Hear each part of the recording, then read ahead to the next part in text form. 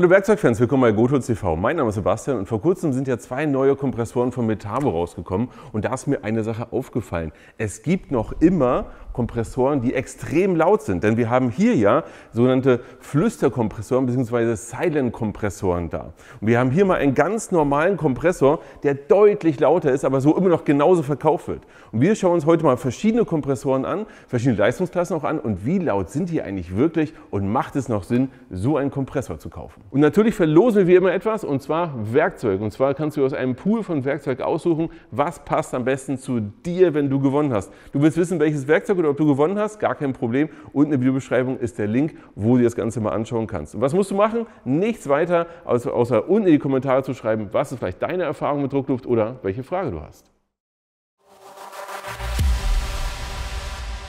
Beim Thema Kompressor gibt es verschiedene Dimensionen, die man sich anschauen kann. Das Thema Druck, das Thema Volumenstrom, wie groß ist der Kessel oder. Aber wir können vor allem auch eine Sache uns anschauen, wie laut ist so ein Gerät? Und das wollen wir uns heute mal primär auch anschauen. Denn früher war es so, die Dinger waren irre laut. Vor 5, 6 Jahren habe ich mir einen kleineren Kompressor gekauft, weil ich dachte, ach, für ab und zu mal in der Garage geht das schon. Hatte etwa so diese Größe hier, aber einen ganz anderen Motor oder ganz anderen Kompressor hier oben drauf, noch drauf. Und dort war es so, dass er eher so in dieser Lautstärkeklasse war. Und ich möchte euch mal ganz kurz zeigen, wie laut sowas sein kann. Das ist irre. Wir messen das gleich auch nochmal. Und da habe ich mir gedacht, das will ich nicht mehr. Ich habe einfach keine Lust mehr drauf. Und habe vor vielen Jahren mir schon einen sogenannten Flüsterkompressor oder Silent-Kompressor geholt. Und der hier ist nur noch so laut und da kann ich jetzt sogar dabei reden und ihr versteht mich noch und deine Ohren werden nicht weggeballert. Und deswegen schauen wir uns heute mal diese Geräte, die wir hier haben, an. Wie leise ist denn eigentlich so ein ganz günstiger Kompressor und wie leise sind denn die etwas größeren und was können die mehr als der kleine? Aber ganz ruhig, erst einmal, welche Geräte haben wir hier eigentlich und warum stehen diese einzelnen Geräte hier? Das hier ist quasi ein Stellvertreter. Wir haben geschaut, welche einfachen Kompressoren bekommst du euch noch zu kaufen, die eben keine Silent- oder Flüsterkompressoren sind. Und da haben wir genau den hier genommen von Güde, der kostet um die 100 € und ist echt laut. Ja, wir werden die auch gleich einmal durchmessen. Und das ist etwas, was du heute immer noch genauso zu kaufen bekommst. Teilweise auch mit einem größeren Kessel, um noch mehr Luft zu speichern oder noch einen höheren Volumenstrom zu haben oder, aber richtig laut. Dann haben wir hier ein Modell als stellvertretend von der Firma Implotex. Hier ist es so, dass das Gerät ist auf eine Sache ausgebaut, nämlich leise. Und ich glaube, genau den gibt es heute auch gar nicht mehr zu kaufen. Wenn ja, ist es so, dass es sich echt gut gehalten hat, weil den habe ich, das ist mein privater, den habe ich 2019 gekauft, das ist schon uralt. Und ich glaube, da hat sich das Thema langsam mal so durchgesetzt. Dann haben wir hier von Parkside, übrigens der hier kostet 300 €, also 100 €, 300 €. Ja. Dann haben wir hier ein Gerät von Parkside und zwar das Gerät von Parkside ist ein Flüsterkompressor. Der ist wirklich leise und das Interessante an der Stelle ist, der kostet auch nur 100 €. Ja, das heißt, du kannst einen leisen für 100 € kaufen und du kannst einen lauten für 100 € kaufen. Dass es durchaus doch Sinn machen kann, den zu kaufen, da kommen wir gleich dazu und auch warum. Dann kommen wir hier zu unserem ersten ganz neuen Gerät von Metabo. Hier haben wir einen Preis von 200 €, deutlich leiser als die Geräte von früher. Und dann haben wir hier das zweite Gerät, auch von Metabo. Nochmal leistungsfähiger, nochmal größer. Hier haben wir schon einen Preis von 300 €. Bevor ich jetzt ewig ins Schwafeln komme und euch sage, welches Gerät eigentlich für welche Anwendung da ist, lasst uns mal schauen, wie laut sind die einzelnen Geräte eigentlich.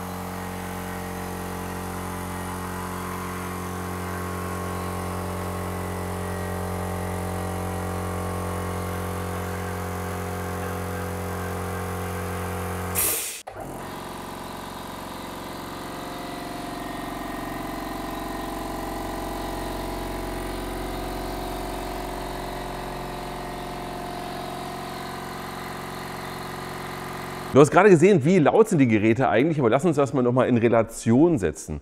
Und nochmal ganz wichtig, das Gerät hier steht nicht für Güte ist irgendwie schlecht oder so, sondern es geht einfach darum, hier ist ein altes Wirkprinzip da, weil jeder dieser Hersteller hat genauso einen früher auch schon mal hergestellt. Das Irre, was ich finde, ist, dass es genau solche lauten Geräte noch ganz normal im Verkauf gibt und ich glaube, viele sich gar nicht dessen bewusst sind, dass es auch noch leise Geräte gibt, auch für einen echt akzeptablen Preis im Verhältnis dazu. Aber lass uns nochmal über das Thema Lautstärke sprechen. Wir haben hier 90 Dezibel. Was sind denn 90 Dezibel? 90 Dezibel ist zum Beispiel, wenn du einen Rasenmäher hast, ja, so einen relativ lauten Rasenmäher und den schiebst du so vor dir her, das sind 90 Dezibel. Oder ein Presslufthammer aus 10 Meter Entfernung.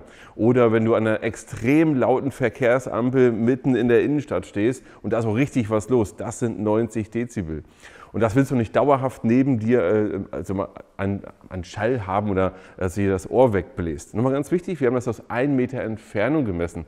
Wenn du jetzt zum Beispiel sagst, ach komm, ich kaufe den, stell den 2 Räume weiter, verrohr mir das, ist das sowieso alles egal, dann kommst du auf andere Werte an. Aber die Realität ist ja, das Ding steht neben dir auf 1, 2 Meter Entfernung und brüllt dich an. Lass uns mal den hier als nächsten nehmen. Wir haben hier nur 62 Dezibel und 62 Dezibel ist wirklich leise. 62 Dezibel ist ein gedämpftes Gespräch, ein bisschen leiser, vielleicht abends irgendwo, keine Ahnung. Das ist also wirklich leise. Ja, das ist nicht mehr, das ist noch nicht mal meine normale Lautstärke, weil bei meiner normalen Lautstärke wird das schon mal noch mal ein gutes Stück noch mal lauter. Also wir haben hier wirklich ein extrem leises Gerät. Und wenn du sagst, du möchtest, dass es dich auf keinen Fall nervt, ist das ja eines der leisesten Geräte, die ich zumindest kenne. Kommen wir jetzt zu Parkside. Wir reden ja nur von Lautstärke aktuell. Bei Parkside ist es so, da sind wir jetzt höher gegangen. Da sind wir jetzt hier und eigentlich bei allen 3 Geräten, oder lass uns mal auf alle 3 gucken, sind wir irgendwo hier bei 68, hier bei 72, 73 Dezibel. Das ist schon noch ein Unterschied, aber im Wesentlichen ist das ein normales Gespräch. So, als wenn wir uns jetzt unterhalten würden, gegenüberstehen und das ist die Lautstärke, die diese Geräte haben. Und das ist deutlichst leiser als eben genau dieser Kompressor und da siehst du, was für ein riesiger Unterschied das ist. Aber Lautstärke ist ja nicht alles. Am Ende des Tages möchtest du damit ja auch arbeiten und etwas Bestimmtes machen. Und jetzt lass uns doch nochmal das Thema Lautstärke und Arbeitsfortschritt oder geförderte Menge an Luft mal ins Verhältnis setzen. Und das ist gerade bei den beiden Geräten nochmal ganz wichtig. Wir haben ja hier 100 Euro, hier 100 Euro. Das würde man sagen, ja, auf jeden Fall kaufe ich das Gerät von Parkside deutlich leiser und deutlich besser. Aber nee.